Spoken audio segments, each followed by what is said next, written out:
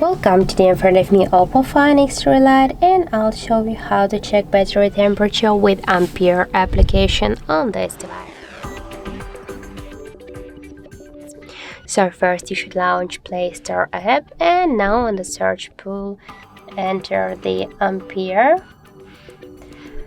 And now we have to get this application, so tap to install and wait a couple of seconds while application installing on your device. Now just open the app. Here clicking yes I agree, click close.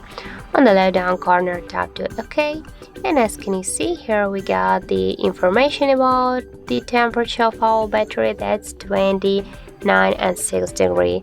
And also we got here more information about our battery like the health, the level, capacity, the model of our device and Android version, and more other information.